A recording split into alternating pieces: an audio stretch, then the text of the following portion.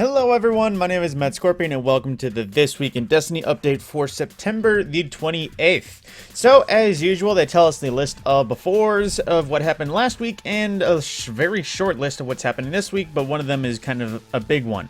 So they do give us a little insight to current rewards, I guess for endgame air quotes, on the PvE and PvP side. First being the Prey Astyanax 4, which, to give you an idea of everything that goes for it, it is a Cassoid Foundry bow, so it has the wild card origin trait in addition to the Nightfall and Vanguard ones. In the left column, it can roll with Perpetual Motion, Archer's Tempo, Perfect Float, Shoot to Loot, Enlightened Action, and Rangefinder. Personally, I'd either go with Perpetual, Archers, or Enlightened Action. The rest are kind of bleh for a bow. And in the right column, you can get Incandescent, Collective Actions, Successful Warm-Up, Opening Shot, Explosive Head, and Precision Instrument. And considering how bows work, I'd probably go Archer's Tempo, Precision Instrument, because then it's just straight up more damage. But then Successful Warm-Up, Explosive Head, Incandescent, all good options for the right side for various activities. And then they're also giving us the Grenade Launcher that is recently added. That is going to be this week's heavy, let's just say, flawless reward, which it will be a Strand Amalon Grenade Launcher, so that is its basic adaptations addition to Crucible and Trials origin traits. Left columns, you'll find Impulse Amplifier, Envious Assassin, Field Prep, Slick Draw, Enlightened Action, Auto-Loading Holster, and Demolitionist. Frankly, for damage, there's several options here. Impulse Amplifier for better reload, Envious Assassin for larger mags, Autoloader for a hot swap setup, Enlightened Action if you want a little bit more damage, and Demolitionist in case you want just a free auto reload with a grenade. And then right column, Cascade Point, Chain Reaction, Explosive Light, Hatchling, Full Court, Vorpal Weapon, and Bait and Switch. Literally, aside from Chain Reaction, almost everything in this column, well, Chain Reaction and Hatchling, is something to improve damage over time. So, it almost seems like this grenade launcher has no bad rolls and even looks good, but of course that's not going to get me to play Trials anyways. And then on the additional, they do give a long explanation for some changes they're making to Checkmate. However, I'm just going to keep it simple and tell you what they is. And I'm not exactly sure what it means. They increased the damage penalty on the Devil's Ruin Laser Beam from 10 to 15%, Fighting Line from 0 to 20, and Bows from 0 to 10. I think that means they do less damage.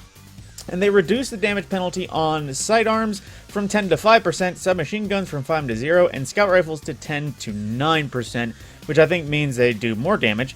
Increased bonus damage, I believe, on headshots from 0 to 2% on auto rifles and 0 to 5% on pulse rifles, and reduced the bonus damage on hand cannons from 10 to 7. And they also corrected an issue that was allowing Vex Mythic class to benefit from the bonus damage for special ammo on fusion rifles. Now, of course, there is a long list of reasons why they're doing that, but I guess Checkmate is already getting an update in a little bit of the ways. And now they're also changing how Gunsmith works for focusing. So, as you might know with the Gunsmith, he has his regular stock, which is weapons that are kind of in rotation, and then he also has his random weapons from previous seasons right on the front page. Now, starting in Season 23, Banshee 44 will offer focusing for Foundry weapons. Of course, focusing is designed to offer players a way to chase after their dream roll of older Foundry weapons while reducing the ever-growing size of the Legendary World loot pool. So, you'll see options. What weapons will be available? Season 23 Gunsmith pool and focusings will be as follows. Suros will have the Cantata hand cannon, Syncopation pulse rifle, Fugue sniper rifle, Staccato sidearm. Oh no, that was a scout rifle. Pizzicato. Was that?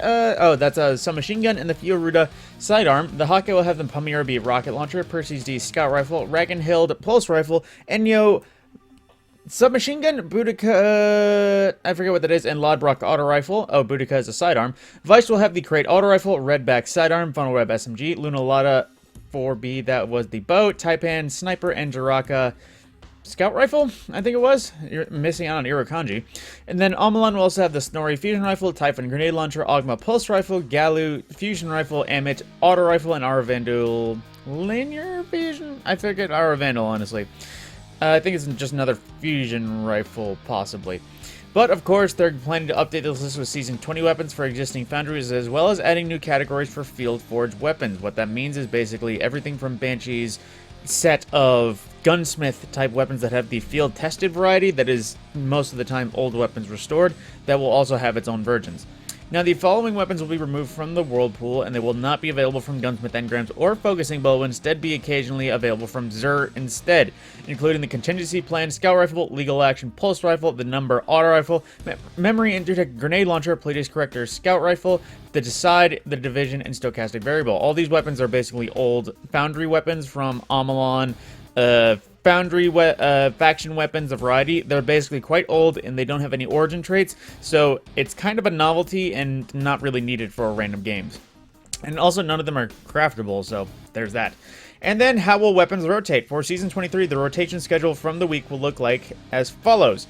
And just as they will offer 2 foundries at a time, and after each daily reset, the foundries will rotate for another. The schedule being Amalon and Suros, then Suros and Hake, Hake and Weist and Amalon. And after the fourth day, the rotation repeats itself going forward. This is subject to change as we add more foundries in future releases, of course. And how much will they cost? Gunsmith Focusing will be in parity with how many Focusing Ritual Weapon costs.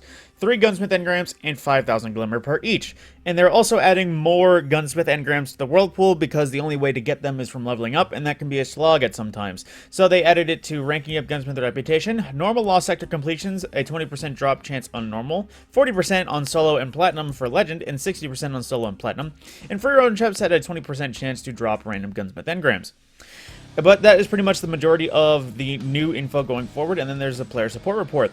Continuing to investigate ongoing reports of error codes in Destiny 2, please stay tuned to Bungie Help for further updates and report the issues to the help forum as usual. And they're still working on ensuring anyone who completed the Crota's End Challenge mode with Contest Mode window are properly credited with the All for One Triumph and associated emblem.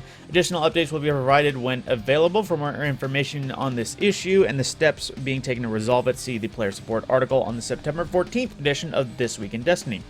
And then some of the usual known issues. Players can sometimes be soft-locked during the Bladed Path by progressing through different steps of the quest at the same time. The Path of Burning Steps, Titan Exotic, and associate ornaments no longer change appearance when essentially it is active. The Hoarfrost Z and Icefall Mantle Titan Exotics are using incorrect cooldowns. When inspecting weapon details for items stored in players' vaults, the weapon perk icons may no longer appear. Some players do not fully complete the Season of the Deep story missions may be locked from completing the current season of the Witch weekly story until they finish the previous season story. I'm guessing because you meet with Sloane in the dive tank, and at one point it just doesn't work, I guess. Returning players who do not fully complete a Guardian Rises intro quest prior to the launch of Lightfall are unable to claim the Learning Light quest. And multiple pieces of armor can cause obstructions when aiming down sight with Tessellation Exotic Fusion Rifle. And for the full list of emergent issues as well, just always check the known issues article and report anything to the help forums in case you have an issue. Then, at that point, is pretty much everything. We have one movie and one art of the week, which I believe this is a Park and Rec's reference in Destiny.